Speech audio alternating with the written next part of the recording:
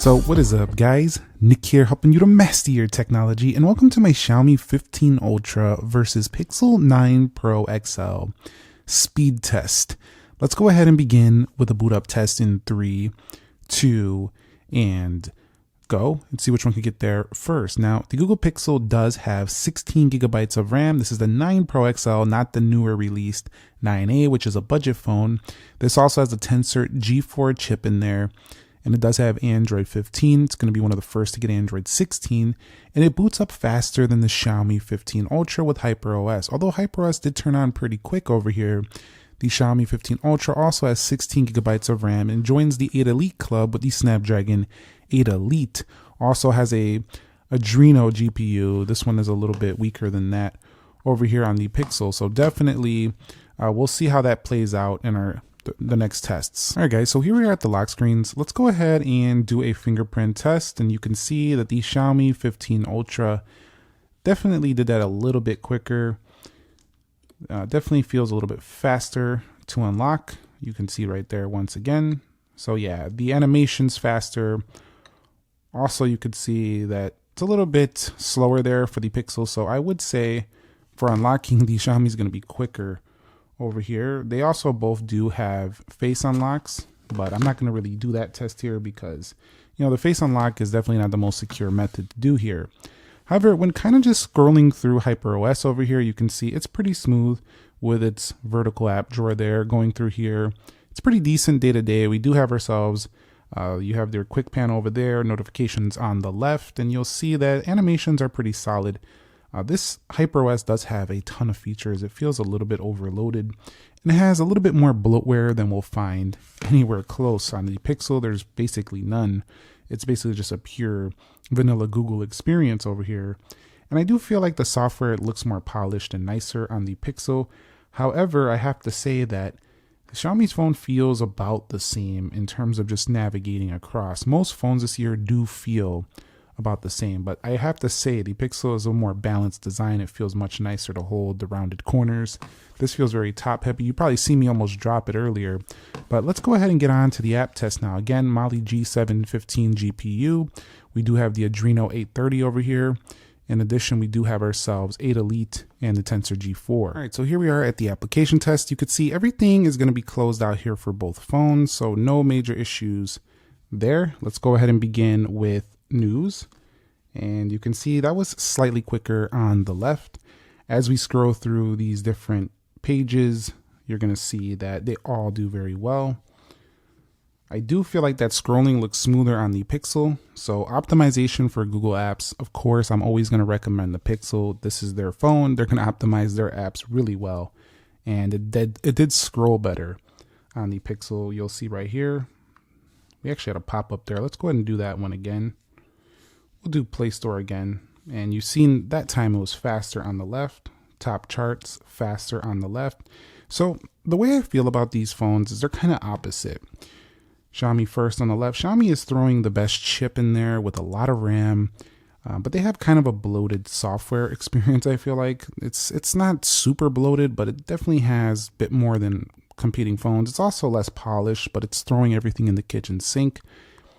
The Pixel, on the other hand, is going with a lesser processor, but more optimization and more integrated AI into the hardware, while also giving you plenty of RAM to ensure that it at least runs pretty well day to day. So I would say if you are looking for the phone that has maybe more polish, definitely go with the Pixel experience. If you're looking for the phone that has more features, of course, it's going to be the left, or even competing Samsung phones, for example. They're also going to do a little bit better there. But I'm also seeing jittery scrolling once again here on the Xiaomi phone versus very smooth scrolling there on the right. So you can see that it's not always about just the chip. Let's go to Groupon. Yeah, in speed, yes, the chip does make a difference. It's launching things faster. It seems to run along a little bit quicker on the 15 Ultra.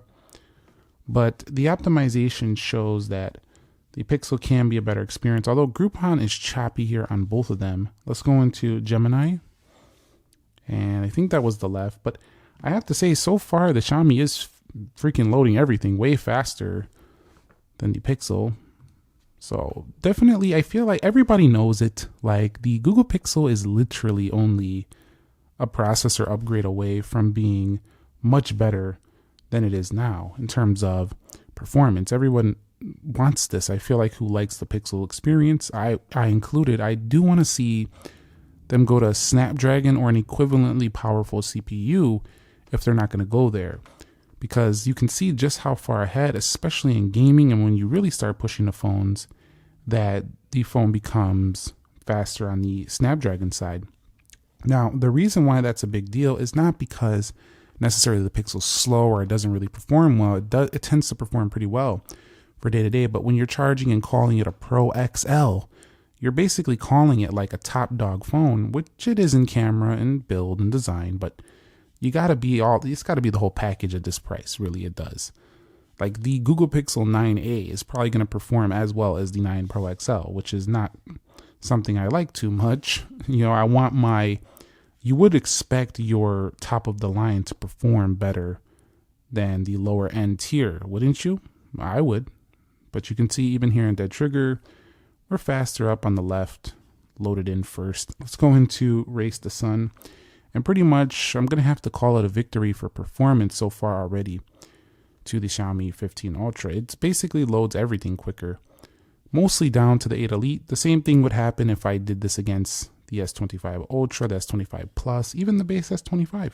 The same thing would happen. Let's go into Real Racing 3 and see what happens here. But it would still, if it was between these two phones, it'd be a tough choice because I'd be choosing between polish and optimization, or we're going to be choosing between sheer performance.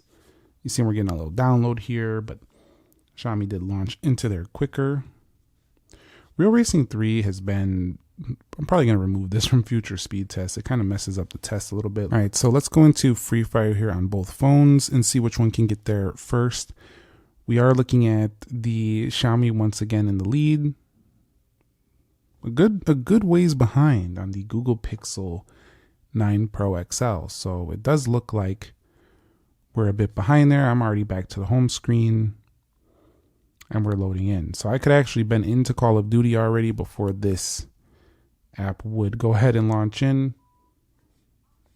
So I definitely have to call this one to the left. Let's go into Call of Duty here and see how they perform.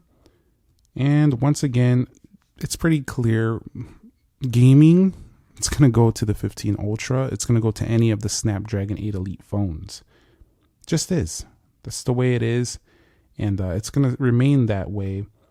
This one's now downloading resources. It's going to remain that way depending on which, if you go with a Pixel with a G4, because these are not really gaming optimized. They're not really like the gaming phone. They're like the camera AI phone over here. That chip is more optimized for stuff of that sort.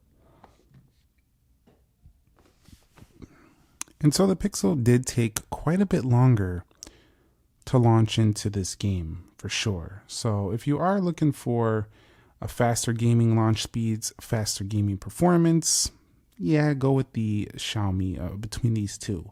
Let's go into 3D Mark, and that's going to be faster on the left than Geekbench 6. Hold on, I missed that one, so now I got to launch it on both, and we'll do it again. Let me go into Geekbench 6, and still was faster on the left. We'll go ahead and hit Speed Test Net, faster on the right that time, and we'll hit InShot, and you'll see faster on the left. So I would say overall, there was a couple apps that were quicker to launch, but the Pixel has a little bit slower animations for sure. You can also tweak the animations more on the 15 Ultra, but the real deal is that it's just more powerful. The chip's more powerful. Doesn't always mean the software is smoother though. I do feel like Pixel does a good job at keeping the overall experience very fluid and smooth. So I actually prefer the way the Pixel navigates day to day. This phone is faster, sheer performance wise, but it doesn't feel smoother day to day due to, they just need to work on some of the animations, the overall polish, because they still don't have it like Google Pixel has it. But Google is behind on the CPU. They need to put a faster CPU and a faster GPU because it's just not a powerhouse. It's just not the way it is. Let's check the RAM management though, 16 gigs of RAM on both. All right, so let's see how they do with the RAM management. You could see going through the Xiaomi 15 Ultra doing really good so far. Very nice animations here. on going back through. Looks like Real Racing again with a problem, always messing with the test. I'm taking that game out, bro. That game, I don't think that one's going in the next test. We're just reconnecting there. Brawl Stars, we're still on the entry page, so it's not really a reload. It's just restarting the game.